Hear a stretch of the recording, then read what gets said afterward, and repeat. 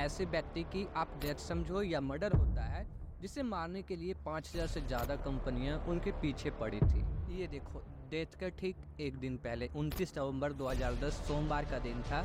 राजीव दीक्षित अपने दोस्त दया सागर और ड्राइवर कन्हैया के साथ छत्तीसगढ़ के भिलाई से दुर्ग जिला जाने के लिए रवाना होते हैं। तभी उन्हें ट्रैवल के दौरान कार में बहुत पसीना आने लगता है। ऐसा देख उन्हें जल्दी ही पास के हॉस्पिटल में ले जाया जाता है, लेकिन मामला ज्यादा बिगड़ने के कारण डॉक्टर उन्हें वहां से भिलाई के ही अपोलो बीएसआर हॉस्पिटल में रेफर कर देता है। वहां पहुंचने के बाद भी उनके तबियत में कोई सुधार नहीं आता है और उसी रात राजीव भाई करीब 1 से 2 बजे के बीच अपना दम तोड़ देते हैं और हम सभी के बीच से हमेशा हमेशा के लिए चले जाते हैं। और यहीं से हमारे देश ने एक बेशकीमती हीरे को खो दिया, क्योंकि आज अगर राजीव भाई जिंदा होते तो शायद हमारे भारत देश को एक बार फिर से सोने की चिड़िया बनने से कोई नहीं रोक सकता था। बट जब राजीव भाई के डेथ बॉडी को पतंजलि ऑफिस में लाया गया तो लोगों ने देखा कि उनका सारा शरीर नीला पड़ गया था, और ऐसा तभी होता है जब किसी को जहर दिया गया हो। एंड जब ये बात स्वामी रामदेव से पूछा गया तो उन्होंने लोगों के सवाल को इग्नोर कर दिया, और जब लोगों के द्वारा पोस्टमार्टम करने के लिए आवाज उठाया जाता है तब पोस्टमार्टम के बजाय राजीव भाई के डेथ बॉडी को जल्दी से अंतिम संस्कार कर दिया जाता है। आखिर सोचने वाली बात है कि जो बंदा कहता हो कि मैं पिछले 20 साल में कभी बीमार नहीं पड़ा हूँ, वो कैसे अचानक बीमार हो जाए और उसका डेथ हो जाए। अगर राजीव दीक्षित आज जिंदा होते तो पूरे वर्ल्ड में आयुर्वेदिक का बहुत बड़ा ब्रांड बन चुका होता, बिकॉज राजीव दीक्षित के पास सभी बीमारियों का आयुर्वेदिक इलाज था और आज भी करोड़ों लोग इनके बताए गए आयुर्वेदिक उपाय से ही ठीक होते हैं। राजीव भाई अभी तक 12,000 से ज्यादा स्पीचेस दे चुके थे। उस टाइम विदाउट इंटरनेट इनके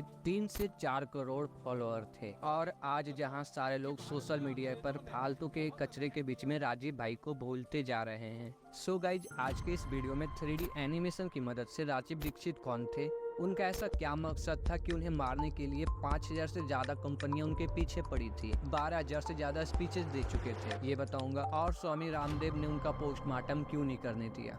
राजीव दीक्षित जी, दम है तो राजीव दीक्षित पे वीडियो बनाकर दिखाओ, दम है तो उसकी फिलॉसफी का प्रचार करो, क्योंकि कोई यूट्यूबर हिंदुस्तान का राजीव दीक्षित पे और उनकी फिलॉसफीज पे इन डेप्थ वीडियो नहीं बना रहा है। सबको राजीव भाई दीक्षित को लगातार सुनता था मैं। ये तो राजीव दीक्षित की तरह बोलता है रे। राजीव दीक्षित का नाम लोगे। देखो, राजीव दीक्षित, जिन्हें हम राजीव भाई के नाम से जानते हैं, इनका जन्म 30 नवंबर 1967 को उत्तर प्रदेश के अलीगढ़ जिले में नाहा गांव में हुआ था।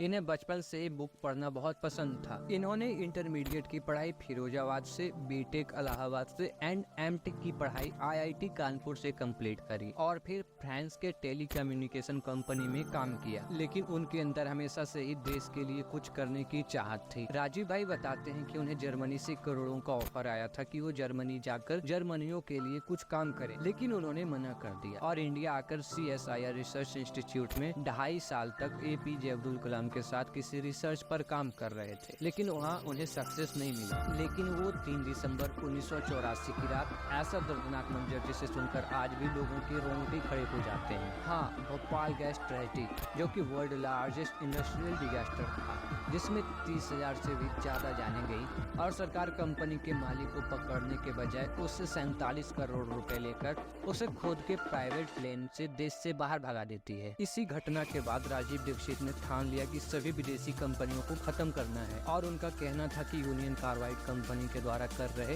एक्सपेरिमेंट की वजह से ये दुर्घटना हुआ है। फिर राजीव दीक्षित अपना सारा कैरियर छोड़कर लग गए लोगों को जागरूक करने में, और उन्होंने लिटरली किसी को भी नहीं छोड़ा, फिर चाहे वो देश के प्राइम मिनिस्टर ही क्यों ना हो। और मैंने उनसे कहा कि हमें बड़ी शर्म आती है कि आप भारत के प्रधानमंत्री हैं जो भारत के बारे में कुछ भी नहीं जानते। राजीव भाई ने विदेशी कल्चर या विदेशी कंपनियों को पूरे तरीके से एक्सपोज किया। सॉप, शैम्पू से लेकर फूड कंपनियों को भी एक्सपोज किया। ऐसे करते करते उन्होंने 5000 से भी ज्यादा कंपनियों का काला चिट्ठा लोगों के सामने रख दिया। समझो राजीव भाई इन कंपनियों के पीछे हाथ धोकर ही पड़ गए हो, और ऐसे ही नहीं बल्कि सारे एविडेंस और प्रूफ के साथ बोलते। धीरे धीरे वो पूरे देश के लोगों को जागरूक करने लगे, आयुर्वेद का बढ़ावा देते, आयुर्वेद के फायदे बताते। और मैं आपको बता दूं कि राजीव भाई ने आयुर्वेद को बहुत डीपली अच्छे तरीके से पढ़ा था। 3500 साल पहले बागवट जी को महीनों तक पढ़ा, और उस टाइम राजीव दीक्षित के लगभग 3 से 4 करोड़ फॉलोअर भी बताए जाते हैं। और इतना मैसिव फॉलोअर को देखकर एंट्री होती है श्री श्री बाबा रामदेव जी की, जो उस टाइम पतंजलि को शुरुआत करे थे, जिससे आप आज भी जान रहे हो। बाबा रामदेव ने राजीव दीक्षित को अपने साथ जोड़ने का फैसला किया। आज की भाषा में बताऊं तो कोलैबोरेशन करने को सोचा और ये दोनों मिलकर पूरे देश भर में बहुत सारे इवेंट्स करे, लोगों को जागरूक किया और ये दोनों अपने साथ बुद्धिमान और ईमानदार लोगों को साथ जोड़कर 2014 के विधानसभा चुनाव में दावेदारी पेश करने वाले थे। हालांकि आगे चलकर राजीव भाई और रामदेव बाबा को थॉट मैच नहीं करने की वजह से धीरे धीरे इनके बीच विवाद का मसला बनने लगा था और राजीव भाई के समर्थक का मानना था कि बाबा रामदेव राजीव भाई की लोकप्रियता से घबरा गए थे और राजीव भाई के खिलाफ बहुत सारे षड्यंत्र रचने लगे थे। फिर एक दिन राजीव भाई 29 नवंबर 2010 को छत्तीसगढ़ के भिलाई के दुर्ग जिला के बमतेरा तहसील गाँव अपने दोस्त दया सागर और ड्राइवर कन्हैया को लेकर रवाना हुए। सब कुछ सही चल रहा था, तभी अचानक रास्ते में ही राजीव भाई को बहुत ज्यादा घबराहट होने लगता है और पसीना आने लगता है। ड्राइवर कन्हैया ने उनसे पूछा कि क्या हुआ, तो राजीव भाई ने बताया कुछ नहीं, बस लगता है सीने में गैस चढ़ गई है,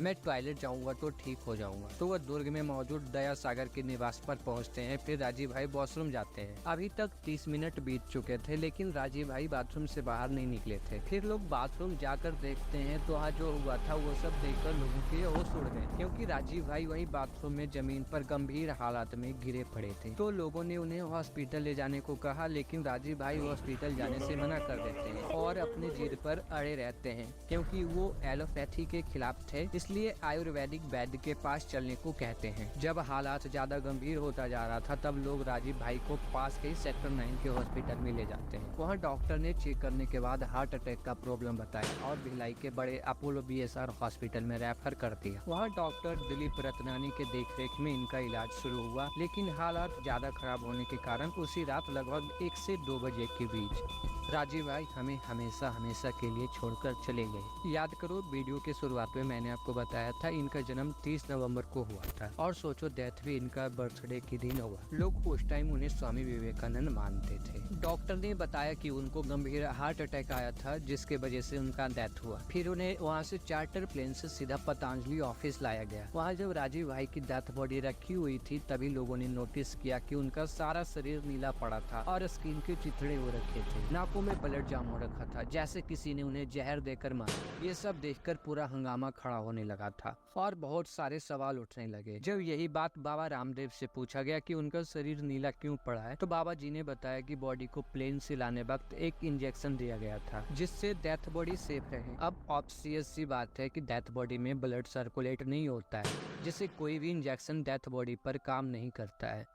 ज्यादा सवाल पूछने पर बाबा रामदेव इन्हें इग्नोर करने लगे और जब राजीव भाई के डेथ बॉडी का पोस्टमार्टम करने को बोला गया, प्रोटेस्ट किए और आवाज उठे, बट इनका पोस्टमार्टम नहीं किया गया और जल्दी जल्दी डेथ बॉडी को नहलाकर हरिद्वार में अंतिम संस्कार कर दिया गया और शायद ऐसे ही एक और बड़ी सोच को हमारे बीच दफन कर दिया गया। अगर आप इस वीडियो में अपने सपोर्ट दिखाते हो तो हम भोपाल गैस ट्रेजेडी पर एक वीडियो जरूर बनाएंगे। जरा एक बार आप सोच के देखो कि बिजनेसमैन और एक फ्री के सोशल वर्कर का फ्रेंडशिप कैसे हो सकता है। बाकी आप समझदार हो ही। वीडियो अच्छा लगा हो तो लाइक जरूर करना।